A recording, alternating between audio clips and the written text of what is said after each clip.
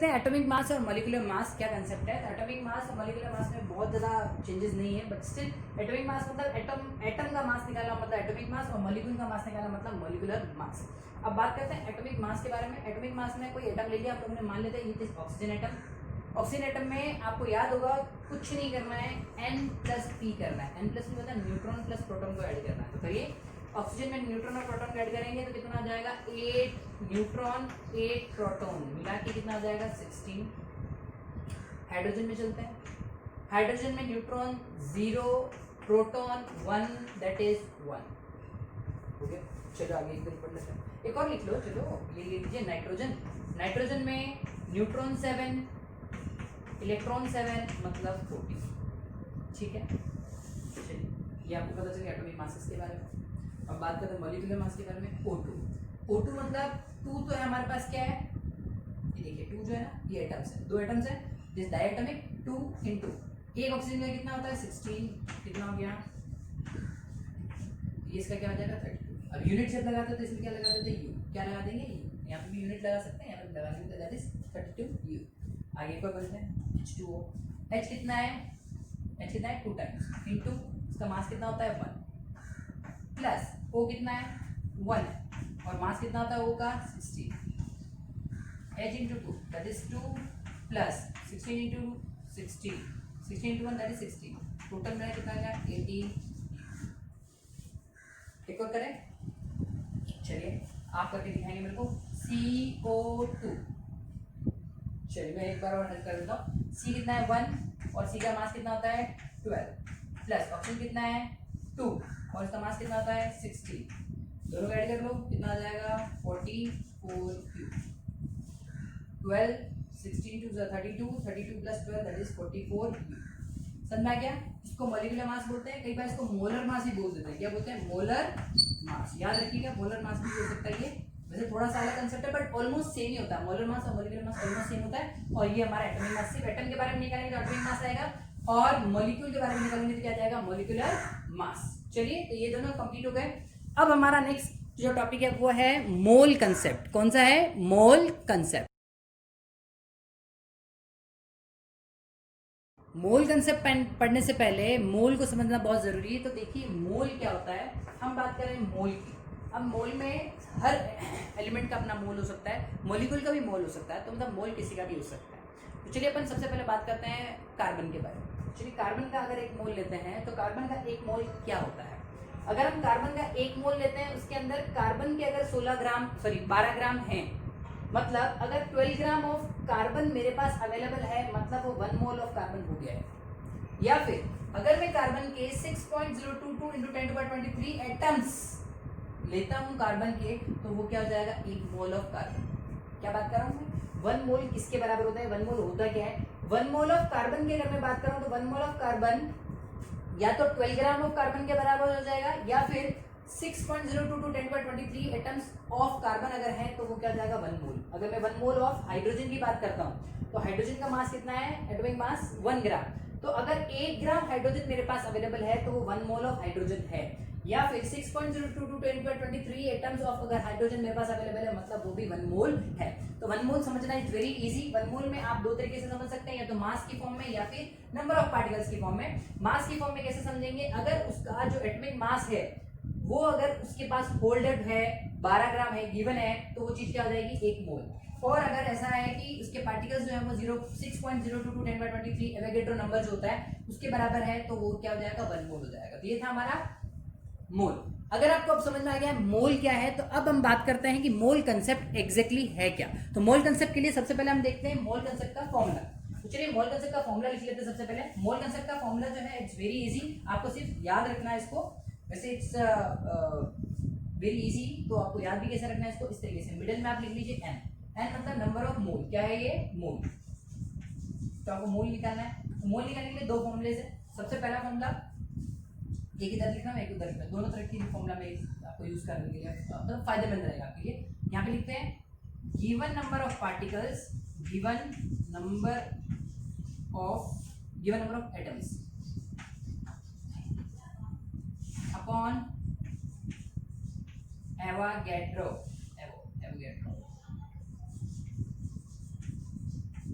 Avogadro number, इधर given mass upon molar mass, molar. अब ऐसे अगर फॉर्मूला एक तो देख लीजिए, मैंने दोनों फॉर्मूला एक साथ लिख दिए हैं, एक साथ लिखने का आपको एक फायदा मिलेगा, इसलिए साथ में लिखा है। मोल जब भी निकालना है तो या तो आपको given mass upon molar mass check करना चाहिए, या फिर आपको गिवन नंबर ऑफ पार्टिकल्स या given number of atoms upon Avogadro number check करना है। इसको कुछ इस तरीके से भी लिखा जा सकता है, एन इधर लिख लीजिए, यहाँ पे इसको गिवन मास को लिखते हैं स्मॉल एम और मोलर मास को लिखते हैं कैपिटल एम।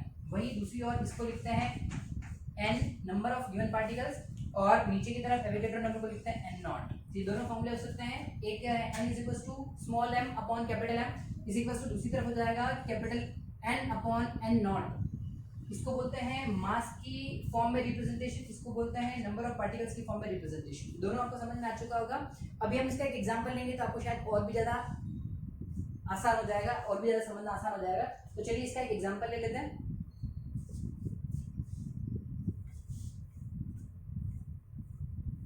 एग्जांपल मैं आपको बुक से ही करवा दूं, आपके लिए थोड़ा इजी हो जाएगा।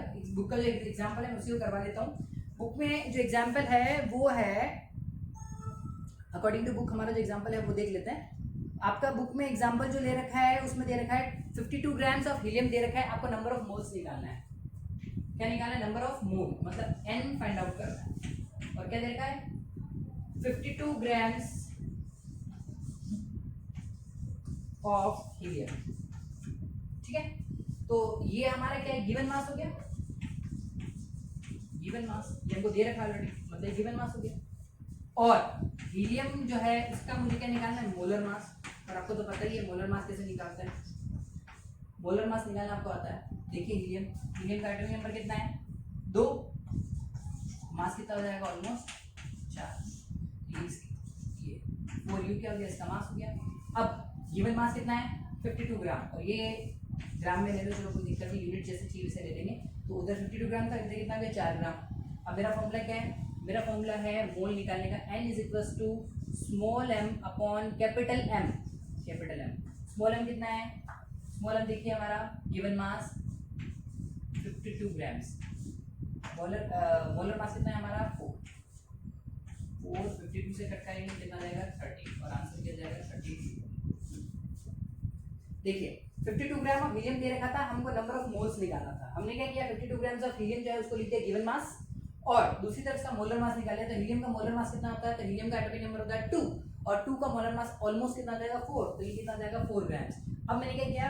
फॉर्मूला लगाया n is equal to small m upon capital M। तो ये हमारा गिवन मास क्या है? हमारा स्मॉल m है, और ये जो हमारे को ये निकला वो क्या है? हमारा कैपिटल M। ये हमारा क्या है? Capital M। दोनों चीज पता चल गई। Given m upon capital M, formula हमारा given m upon capital M है। मैं इसको कैपिटल को थोड़ा सा प्रॉपर कर दूंगा आपको अगर प्रॉब्लम हो रही हो तो।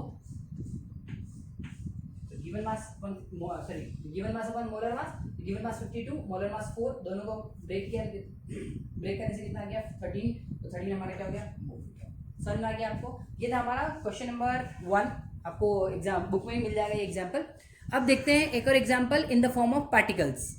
क्वेश्चन में ये दे रखा है नंबर ऑफ मोल्स आपको निकालना है, जहाँ पर 12.044 into 10⁻23 numbers of helium atoms आपको दे रखा है। मतलब गिवन नंबर ऑफ पार्टिकल्स आपके पास अवेलेबल है, मोल आपको निकालना है, और दूसरी साइड में आपके पास जो है वो है एवोगैड्रो नंबर। आपको याद होगा n नोट का मतलब एवोगैड्रो होता है।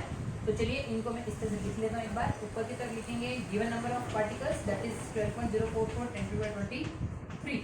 वहीं पे n नॉट जो होता है दैट इज एवोगैड्रो नंबर, और एवोगैड्रो नंबर क्या होता है? 6.022 into 10⁻23। लिख लिया आप लोगों ने? चलिए अब इसको थोड़ा कट कर लेते हैं। तो ये और ये बिल्कुल सेम है, कट हो जाएगा। 6.022 12.044 से कट हो जाएगा तो कितना जाएगा? 2। तो नंबर ऑफ मोल्स कितने हो गए? 2। ये हमारा आंसर हो जाएगा। समझ आ गया आप लोगों को? फॉर्मूला हम लोगों ने यूज किया है small n is equal to capital N upon n naught, जो हमारा मोल का फॉर्मूला है। और किसकी फॉर्मेशन में है, किस बेसिस पे निकाल रहे हैं हम लोग? ये है हमारा नंबर ऑफ गिवन पार्टिकल्स के बेसिस पे, या नंबर ऑफ पार्टिकल्स के बेसिस पे, जिसमें ऊपर हमने जो लिखा वो है गिवन नंबर ऑफ पार्टिकल्स, और नीचे की तरफ एवोगैड्रो नंबर लिख के फाइनली आंसर निकल गया हमारा 2 मोल। तो ये 2 मोल हमारा आंसर हो जाएगा। समझ में आ गया? देखते हैं एक और एग्जाम्पल। यस, नेक्स्ट एग्जाम्पल, हमारे पास 2 एग्जाम्पल्स हैं। पहले वाले में क्या करना है? Calculate the number of particles. Number of particles calculate करने हैं। 46 gram of sodium atoms they रखा है, दूसरी तरफ कैलकुलेट मास, मास कैलकुलेट करना है जहां पर 3.011 इंटू 10⁻23 n मतलब नाइट्रोजन एटम्स दे रखा है। तो चलिए पहले यहाँ चेक करते हैं ग्राम्स, मतलब गिवन मास दे रखा है। गिवन मास से पहले क्या करना पड़ेगा हम लोगों को, नंबर ऑफ पार्टिकल्स निकालना है। तो क्या करेंगे, पहले मोल निकालेंगे और मोल को फिर इसके साथ सॉल्व आउट कर लेंगे। तो हम डायरेक्ट इसका फॉर्मूला बना लेते हैं। हमने फॉर्मूला बनाया, इसको थोड़ी देर के लिए भूल जाइए। तो इस this is equal to this लिख लीजिए और ये निकाला एन निकाला तो इस एन नॉट को उधर ले जाइए। तो N is equal to M upon capital M into N naught हो जाएगा। वैल्यू लिख लीजिए, आपको आंसर मिल जाएगा अपने आप। कितना है 46 ग्राम गिवन मास है, उसमें सोडियम का एटॉमिक मास होता है 23 इंटू 6.022 इंटू 10⁻23 कर दीजिए फास्ट, कैसे करेंगे तो 2 इंटू 6.022 10⁻23 आंसर आ जाएगा 12.044 इंटू 10⁻23 एटम्स। ठीक, ये आंसर हो गया। दूसरी तरफ चलते हैं, यहाँ पे गिवन नंबर ऑफ पार्टिकल्स दे रखा है तो फॉर्मूला बन जाएगा small m is equal to n upon n naught into capital M, that is molar mass. चलिए वैल्यू लिख लेते हैं फटाफट से। n कितना है हमारा 3.011 इंटू 10⁻23 अपॉन यहाँ पे कितना है एवोगैड्रो नंबर 6.022 10⁻23 इंटू मास। तो n एटम का मास देखते हैं तो n हमारा क्या है नाइट्रोजन, नाइट्रोजन का 7 का मास हो जाएगा 14, ये लीजिए 14। अब इसको कट कर लीजिए, इसको तो इससे डायरेक्ट कट कर लेंगे। 3.044 इससे कट करेगा तो 1/2 हो जाएगा, 2/14 तो 14/2 मतलब 7 ग्राम आंसर आ जाएगा। ये हो गया आपका कंसेप्ट पूरा। एक बार अच्छे से देख लीजिए एग्जाम्पल, आप अच्छे से देख लीजिए। पहले वाले में हमको निकालना था नंबर ऑफ पार्टिकल्स, जो हम लोगों ने सोडियम वाला क्वेश्चन किया 46 ग्राम वाला, और दूसरी साइड में हमने जो क्वेश्चन किया उसमें निकालना है कैलकुलेट मास, जिसमें हमने लिया है सोडियम एटम्स को। दोनों चेक कर लीजिए, दोनों बहुत ही ईजी है। ये क्वेश्चन आपको एग्जाम में जरूर मिलेगा। मोल कंसेप्ट वाला क्वेश्चन हमेशा एग्जाम में आता है। साथ ही साथ इससे पहले हमने जो मास निकाला था उसका भी एक छोटा सा क्वेश्चन बन के आ सकता है। तो देख लीजिए फटाफट से अच्छे से, और इसके बाद अगर आपको कोई दिक्कत है तो प्लीज़ मुझे कमेंट बॉक्स में लिख के ज़रूर बताइए, जिससे मैं आपको ईजिली उस चीज़ को और ईजी तरीके से समझा सकूँ। ठीक है, कंप्लीट हो गया है। वापस आते हैं चैप्टर नंबर 4 पे। अब चैप्टर नंबर 4 का जो एंडिंग पार्ट है उसके ऊपर चलते हैं। तो चैप्टर नंबर 4 में एटॉमिक नंबर और एटॉमिक मास जो है एक बेसिक कंसेप्ट डाला गया है। तो Z को हम लोग रिप्रेजेंट कर लेते हैं, ये कोई भी सिंबल ऑफ एलिमेंट है, एलिमेंट का कोई भी सिंबल ले सकते हैं, that is Z is symbol only.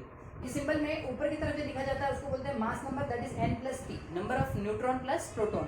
वहीं Z के नीचे की तरफ जो लिखा जाता है उसको बोलते हैं atomic number, that is p, मतलब नंबर ऑफ प्रोटॉन्स। जैसे कार्बन है तो कार्बन में ऊपर की तरफ लिखा है 12, नीचे की तरफ लिखा है 6। इसका मतलब कार्बन में 6 क्या है, नंबर ऑफ प्रोटॉन्स है, और ऊपर की तरफ 12 क्या है, number of protons plus neutrons. मतलब आप समझ सकते हैं कि नीचे की तरफ जो है वो एटॉमिक नंबर है, ऊपर की तरफ जो लिखा हुआ क्या है एटॉमिक मास। बहुत इजी है, आपको समझ में आ चुका होगा। और इससे हम लोग दूसरी कुछ चीज़ें भी निकाल सकते हैं, जैसे एटॉमिक नंबर जो होते हैं उसमें याद रखें नंबर ऑफ प्रोटॉन्स, और क्योंकि जनरली मैं बता रहा हूँ उस चीज़ के लिए, तो नंबर ऑफ प्रोटॉन्स और नंबर ऑफ इलेक्ट्रॉन्स हमेशा इक्वल होता है। नंबर ऑफ प्रोटॉन्स और नंबर ऑफ इलेक्ट्रॉन्स हमेशा इक्वल होते हैं। साथ ही साथ अगर आपको न्यूट्रॉन्स निकालने हैं तो आप इजीली निकाल सकते हैं। सपोज आपको 12 दे रखा है, 12 में से आपको पता है नंबर ऑफ प्रोटॉन 6 है, तो 12 में से 6 माइनस कर दीजिए, जो 6 बचेगा दैट इज 1 न्यूट्रॉन्स हो जाएगा। एक छोटा सा कंसेप्ट है। साथ ही साथ बढ़ते हैं आइसोटॉप्स और आइसोबार्स के ऊपर। आइसोटॉप्स और आइसोबार एक अच्छा कंसेप्ट है जो आपको इस चैप्टर में दिया गया है। चैप्टर नंबर 4 जब एंड होता है तो उसमें आइसोटॉप्स और आइसोबार का एक कंसेप्ट अच्छा सा दे रखा है। तो उसमें क्या होता है, आइसोटॉप्स क्या होते हैं, कोई एलिमेंट है उसी की बात कर रहे हैं, तो एलिमेंट में अगर एटॉमिक नंबर सेम हो जाए और मास नंबर डिफरेंट हो जाए, जो हमारे दो एटम्स है हमारे पास, जो दोनों एटम है उन दोनों एटम्स में अगर एटॉमिक नंबर तो हो जाए सेम बट मास नंबर हो जाए डिफरेंट। जैसे हाइड्रोजन है तो हाइड्रोजन में एटॉमिक नंबर 1 1 1 दे रखा है, ये प्रोटियम ड्यूटेरियम और ट्राइटियम है, जिसमें इसका मास नंबर 1, इसका मास नंबर 2, इसका मास नंबर 3 है। मतलब एटॉमिक नंबर तो सेम है बट मास नंबर तीनों के डिफरेंट है। अगर एटॉमिक नंबर सेम और मास नंबर डिफरेंट होता है उसको क्या बोलते हैं, आइसोटॉप। तो ये तीनों हाइड्रोजन के 3 आइसोटॉप्स हो गए। सबसे मेजर है, ये क्वेश्चन कभी पूछ लिया जाता है, दैट इज पीडीटी। क्या है, what is PDT? That is protium deuterium and tritium, और ये तीनों ही जो है वो हाइड्रोजन के आइसोटॉप्स हैं। वहीं दूसरी तरफ चलते हैं, दूसरी तरफ है हमारे पास आइसोबार्स। क्या होता है, आइसोबार में क्या होता है, मास नंबर सेम होता है और एटॉमिक नंबर जो होता है वो डिफरेंट होता है। इसमें क्या है, आर्गन है और कैल्शियम ले रखा है। आर्गन और कैल्शियम दोनों में ही मास नंबर 40 है, जबकि आर्गन का एटॉमिक नंबर कितना है 80 और कैल्शियम का एटॉमिक नंबर कितना है 20। जो इनमें मेजर डिफरेंस है किसका है, न्यूट्रॉन्स का मेजर डिफरेंस है। दोनों में प्रोटॉन जो है वो देखिए, एक में प्रोटॉन कितना है 80, एक में प्रोटॉन कितना है 20। ऊपर की तरफ देखते हैं तो 20 के जस्ट डबल, और ये 18 का जस्ट डबल करेंगे तो 36 और 4 एक्स्ट्रा है उसमें, तो उसमें नंबर ऑफ न्यूट्रॉन्स का जो केस थोड़ा सा गड़बड़ा जाता है। अल्टीमेटली ये दोनों जो है इसमें क्या है, मास नंबर तो सेम है बट एटॉमिक नंबर डिफरेंट है। अब आइसोटॉप्स की बहुत सारे यूजेस हैं और आइसोबार्स की बहुत सारे यूजेस हैं, तो ये आप अपने बुक से भी देख सकते हैं। वैसे मैं बेसिक आपको छोटा सा आइडिया दे देता हूँ कि आइसोटॉप जो है वो कहाँ का यूज होता है। तो आइसोटॉप जो होते हैं वो कई बार फ्यूल की तरह यूज होते हैं, जो भी हमारे न्यूक्लियर पावर प्लांट होता है उसके अंदर, न्यूक्लियर रिएक्टर के अंदर। दूसरा ये आपके कैंसर के ट्रीटमेंट में यूज होता है आइसोटॉप्स, और आइसोटॉप्स जो होते हैं वो गॉइटर के इलाज में भी यूज किए जाते हैं। वही दूसरी तरफ चलते हैं आइसोबार की तरफ, तो आइसोबार जो होते हैं वो जनरली वही अपना केमिकल प्रोसेस है, तो केमिकल प्रोसेस की तरह यूज किया जा सकता है, कई कई जगह पे इसको भी यूज किया जाता है। तो आइसोटॉप्स और आइसोबार हमारा एक छोटा छोटा कंसेप्ट है, वो आप एक बार देख लीजिए। और एक अब जो छोटा सा लास्ट टॉपिक हमारा बचा हुआ है वो है एवरेज एटॉमिक मास क्या होता है उसके बारे में। एवरेज एटॉमिक मास के बारे में पढ़ के हम लोग इस चैप्टर को एंड कर देंगे। इसको देख लीजिए फटाफट जल्दी से। ये है आज का लास्ट टॉपिक, क्लास 9 केमिस्ट्री का लास्ट टॉपिक आज हम पढ़ रहे हैं। उसमें आज हम देखने वाले हैं वो है एवरेज एटॉमिक मास क्या होता है। तो क्लोरीन के दो आइसोटॉप्स दे रखे हैं और हमको ये बताया गया है कि क्लोरीन के जो दो आइसोटॉप्स होते हैं उसमें एक का मास जो है वो 35 होता है और एक का मास 37 होता है। दोनों ही मैंने आपको दिख रखे हैं यहाँ पे 35U और 37U। बट इन्होंने ये बोला कि क्लोरीन के जो आइसोटॉप्स है उनका अकरेंस रेशियो जो है, अकरेंस का मतलब जब वो निकलते हैं या जो हम जिस तरह से हमें प्राप्त होता है उस तरीके की बात करें, तो 35 जो है वो 3 रेशियो मिलता है और 37 1 रेशियो मिलता है, मतलब 3:1 इनका एक रेशियो है अकरेंस रेशियो। जब इनको पाया जाता है तो इसका रेशियो इस तरह से मिलता है, ये इस रेशियो में ये पाए जाते हैं। इस रेशियो को हम लोगों ने क्या कर दिया, यहाँ पे बाइफिकेट कर दिया। तो 35 का कितना रेशियो मिल रहा है हमको, 3 रेशियो मिल रहा है। 37 का कितना मिल रहा है, 1 रेशियो। तो हमने क्या किया, रेशियो को ऐड कर दिया, 3 और वो 1 दैट इज 4, तो 4 अपॉन में लिख दिया हम लोगों ने, तो 3/4 और 1/4, मतलब ये 75% हो गया और ये 25% मिलता है। चलिए 35 इंटू दिस, इसको सॉल्व किया तो ये आ गया 105/4, ये हो गया 37/4, ये दोनों आ गए। इन दोनों को सॉल्व किया तो आया 142/4, और अब इन दोनों को ब्रेक कर दिया या इन दोनों को सॉल्व करने के बाद फाइनल आंसर निकाला तो कितना गया 35.5U। तो 35.5U जो है ना ये इसका एटॉमिक मास है।